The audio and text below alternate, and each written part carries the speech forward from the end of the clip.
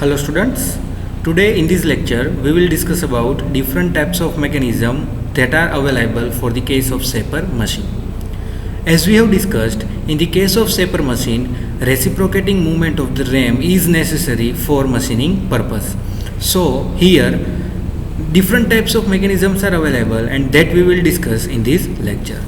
So first of all, let us list the different types of mechanism available for this shaper machine. The first one is crank and slotted quick return mechanism. The second one is Whitworth quick return mechanism. And the third one, and that is now most widely used, it is hydraulic mechanism. So now, first of all, let us understand what is this quick return mechanism. Now to understand this quick return mechanism, let us have a look at this simple figure shown over here. Now to understand this quick return motion mechanism, first let us understand the main parts available. So over here, this is the first fixed link 1 and it shows this link is fixed. Similarly over here, this is the another fixed point. Now this third part is called as the crank. Next, fourth point, that is the connecting rod. The next part indicated over here, this is the slider, and the part indicated over here, this is the tool. So these are the basic parts available for this quick return motion mechanism. Now let us understand how this actual mechanism operates. So for this, first let us understand the movements available. So the first, this crank, as we have shown, this crank rotates in particular direction. Due to the rotation of this crank, as main connection is provided between this crank and the connecting rod, this rotation of crank result into oscillation of this connecting rod. This means this connecting rod oscillates about this particular part. Similarly, due to the oscillation of this connecting rod, the end point of this connecting rod is connected with the portion of the slider. And as this connecting rod oscillates, it results into horizontal movement of this slider in this particular direction shown over here. That means rotary movement of this crank result into oscillatory movement of this connecting rod, and as the end is connected to this slider result into the axial reciprocating movement of the tool connected with this slider. So this is how movement is converted from the crank to the final tool. Now let's understand with the suitable operation. Now as this particular part A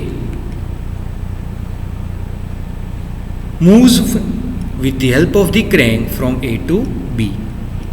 Now as it rotates in the clockwise direction, this particular connecting rod also oscillates in this clockwise direction. As it oscillates in clockwise direction, this slider moves in forward direction. And as the slider moves in forward direction, the tool attached with this also move in forward direction. And as at the end of the tool, workpiece is provided and the tool tip is attached to the workpiece. Due to the forward movement of the slider or the forward movement of the tool, it removes the material from the workpiece by axial movement or the movement in the particular direction shown over here. So this is how first stroke is obtained, that is in the forward direction. Now similarly, let's see, when it moves from B to A, means it further moves in the return direction. Now what happens?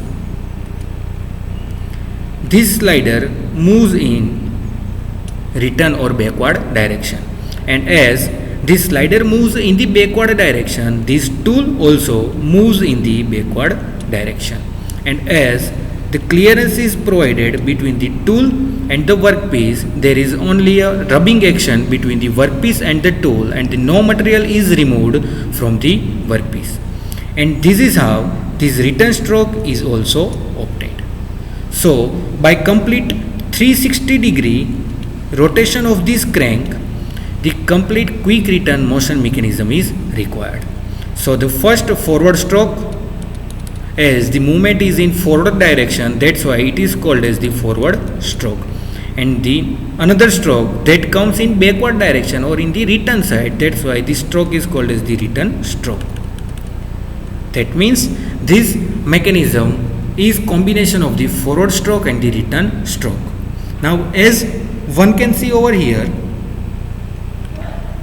the time required to move from A to B in this particular direction or in forward direction is comparatively larger, because it also takes time in removing the material, and the time required to move from A to B in this direction or the angular movement, that is comparatively larger. That means forward stroke takes comparatively higher time. So the time taken by forward stroke is high. Similarly, during return from B to A, during return stroke, as there is no removal of material, there is only a minor rubbing action, so the return is comparatively faster, as the angle that is covered from B to A is very low.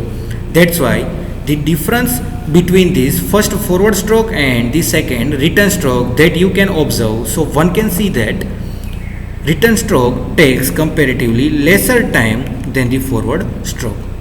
That means it returns very quickly, and that's why this entire mechanism is called as the quick return motion mechanism.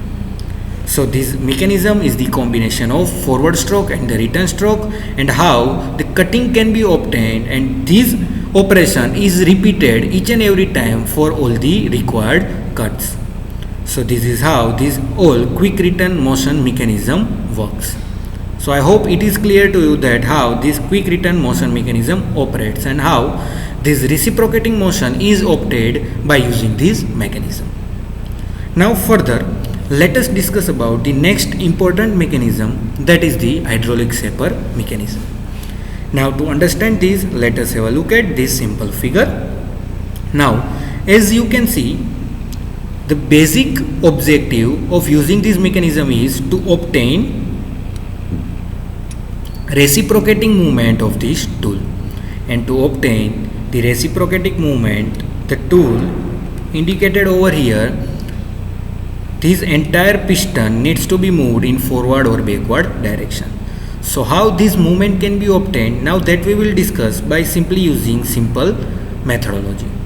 Now first of all, let us see the parts available over here. As you can see, this is the oil tank, which consists of the oil. So this is the oil, and this part is called as the oil tank. Now similarly, the part shown over here, this is the pump, and this oil pump is used to flow the oil from lower side to the upper higher side, and that is the basic purpose of using this oil pump. Now another cylinder is shown over here, which consists of the 3 pistons, and what is the use of these 3 pistons, that we will discuss in further steps. And the last major most important piston that is shown over here. So now let's see first what are the basic strokes required. So as we have discussed in basic quick return motion mechanism, first forward stroke is required, and second return stroke is required. So to obtain first a forward stroke, let's see, as the pump operates, this fluid flows in this particular direction, and this fluid flows upward, now fills over here, further moves upward, and it gets collected over this portion. Now as one can see, as the fluid flow is continuous, this fluid applies pressure on this piston. So the pressure is applied on this piston, and as the pressure is applied on this piston, this fluid starts to move piston in forward direction. And this is how this piston is directly connected to the clapper mechanism, and this mechanism is connected to the tool. That's why this piston movement finally result into the forward movement of the tool. And this is how forward stroke is obtained in the case of this hydraulic mechanism. Now, how this return stroke can be obtained, let's further see this. First of all, we will erase these all details because return stroke will be easy to understand now. So as this fluid applies pressure over here, this result into the movement of this piston as we have discussed in our forward stroke. Now with the movement of this piston, another portion is also moving, that is this link shown over here. Now what happens is this entire portion moves in forward direction, this link also moves. As this link also moves, the another part that starts moving in the backward direction, and it result into the position which I am showing over here. Finally the position obtained of this link is like this. That means all these pistons are moving in this backward direction. So now what happens, as the piston reaches over here, similarly the piston, let us give it a number 1, 2 and 3. So this second piston also moves in backward direction and it attains the position as shown over here. Similarly this second piston come further and it may be attain position like this. Now what happens is the pump is continuously working, the fluid flow is also starting. As the fluid flow is continuous, the fluid is continuously flowing, but now as the forward stroke is already happened, the second piston is reached over here. Now the fluid has no path to move over here. That means the fluid cannot move in forward direction. So what happened now, as we can see, the space is available over here. That's why this fluid will move in this particular direction and it gets collected over here. Now further this fluid applies pressure on the piston, and the application of this fluid or application of the pressure by this fluid result into the movement of this piston in the backward direction. And this is how the backward movement or the return stroke can also be obtained. So now we have discussed how the forward and return stroke both can be obtained in the case of this hydraulic shaper mechanism. And the part shown over here, this part is called as the relief valve. This is the relief valve, and this valve is used when the pressure requirement may be higher than the requirement, then the pressure can be released by using this relief valve. So I hope it is clear to you that how the forward and return stroke that is obtained in the case of this hydraulic shaper mechanism. So in this lecture we have discussed about quick return motion mechanism and how this hydraulic shaper mechanism operates. So looking forward to see you all in our next lecture. Up to then, thank you.